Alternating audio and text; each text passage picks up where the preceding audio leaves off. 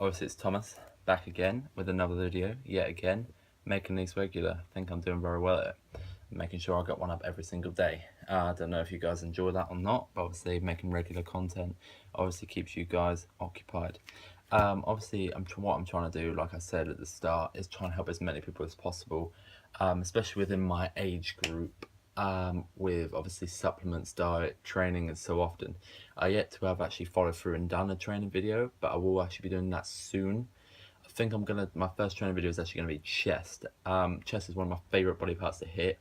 I normally hit it on a Saturday because obviously Monday everybody's training chest, because everyone's like, oh, Monday chest day, all that kind of stuff. So basically Monday's not my chest day. Monday is normally my rest day along with Saturday. I train from Tuesday to Saturday. Sunday's my other rest day. Normally on rest days I normally do something called active rest, where it's something not too strenuous on the body, like swimming, cycling, whatever. Basically it's something to make you feel more like better than you did, make you feel better more than you did before you started, if you can understand what I'm saying. So don't do anything too strenuous. When you start to feel that it's actually tiring you out too much, that's the point when you've gone too far. You don't want to go any further than that. So obviously what I'm actually speaking about today is actually supplementation. A lot of people get that a bit confused, especially with people my age as well. Not a lot of people know what to take and right supplements and what they're actually doing to your body. I'm not actually going to be speaking about the health risks of any of these supplementation, because obviously I'm leaving that for you to go and do the rest of the research. But what I'm going to do is just going to give you the basic outline of what I actually take myself on a day-to-day basis, how I use it and how it is benefiting me. I'm obviously going to give you the supplements that benefit me, because obviously I know what works for me. I don't know what works for you guys. It might be something completely different. But I'm just going to give you the supplements that aren't going to be detrimental towards your health, especially at this age. My actual main supplement that I take, which is quite obvious, it's actually a food supplement. It's Whey Impact Protein. You can get this from myprotein.com or pretty much any other protein outlets. I would advise going to myprotein.com because obviously discounts are always there. You can get it for a 2.5 kilogram bag for about £25. So obviously it's very cheap. Really cheap. Obviously Whey Impact Protein, how I use it is I normally use it to fill out between meals. I normally have to stick to 3 meals a day, consisting normally of about 40 to 50 grams of protein, and about 60 to 70 grams of carbs each meal.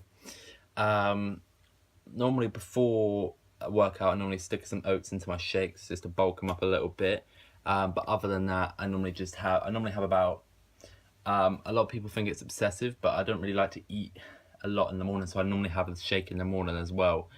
So I don't really like to eat much food in the morning, so I normally have like a bowl of cereal and a protein shake, and then normally have a protein shake around about 11 to 12 o'clock, and then normally have a protein shake before and after a workout.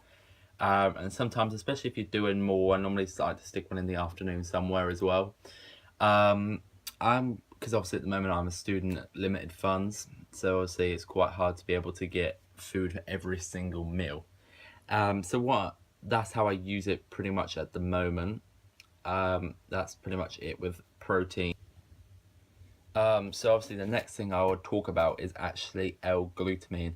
Now a lot of people haven't actually heard of L-glutamine, but you can get loads of interesting flavors off myprotein.com as well, which do actually taste nice. So be careful which ones you get. Some of them can mess with your head a little bit with the E numbers that they do have, especially with our age.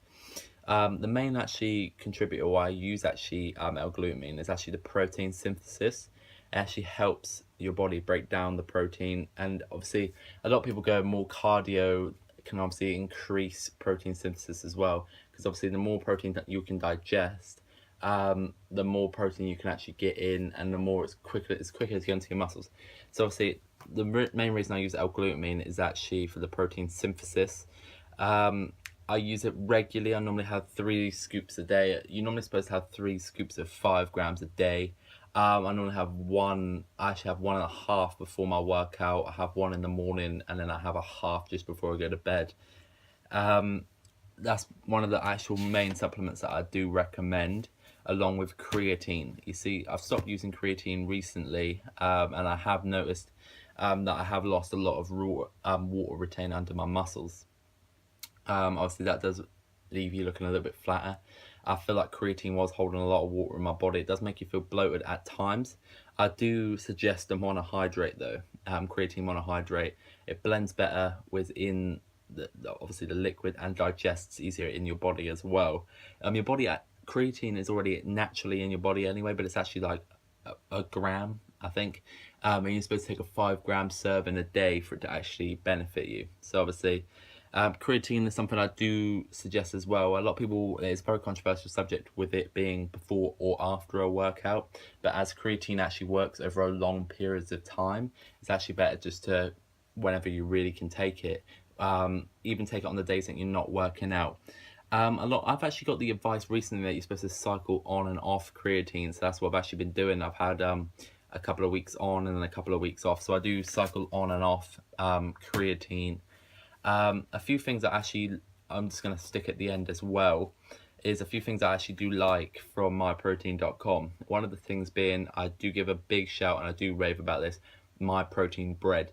It's absolutely brilliant because some people just, can't stick all them eggs in the morning, all that kind of stuff. Literally banging 2 slices of toast, bit of jam, 30 grams of protein straight up there. That's obviously, especially trying to hit 210 grams of protein a day. You can have it with snacks, anything. So I do rave about that quite a bit. One of the supplements that I've recently started taking is actually CLA, which is obviously a fat burner. One of my friends suggested it to me, he said it does act as part of a metabolism to speed it up. So obviously you can burn fat quicker whilst you're bulking.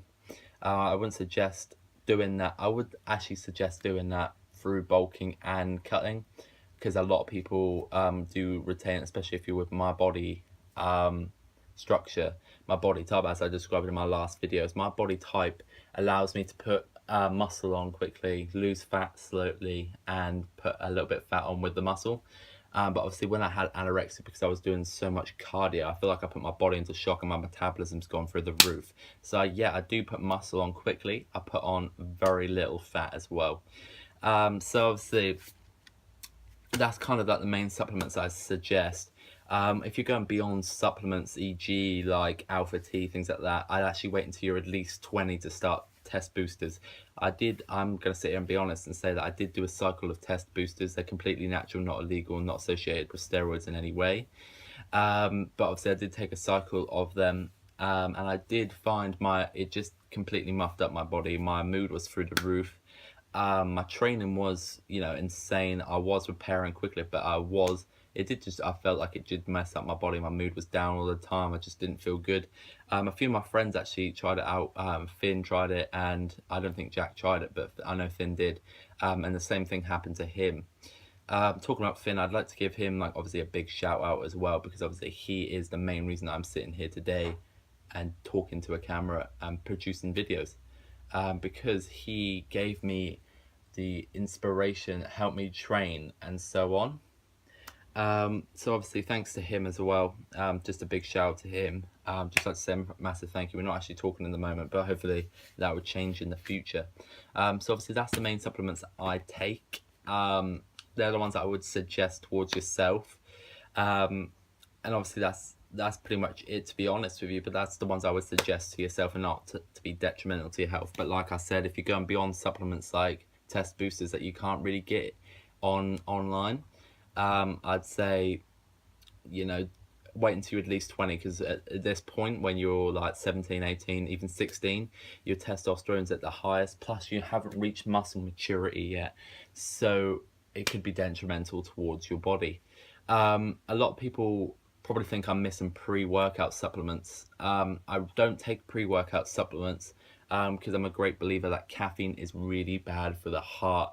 If you're drinking all that caffeine, lifting all that weight, pushing your body to the absolute limit, you are putting a lot of pressure on your heart. So I stress to a lot of people not to take pre-workout supplements, especially at this age as well. It's okay as you get older, because obviously you do need that little pick-me-up to actually be able to get to the gym. But at the moment I actually just have a bottle of orange juice, like pure squeezed orange juice, because it's got enough sugars in. It's natural sugars. It's good for you as well. It's one of your 5 a day, plus it gives me enough energy, gives me a little bit hyper, and it's burnt off by the time I go to bed, so it doesn't keep me up. So I would suggest not doing pre-workout supplements, but obviously each to their own.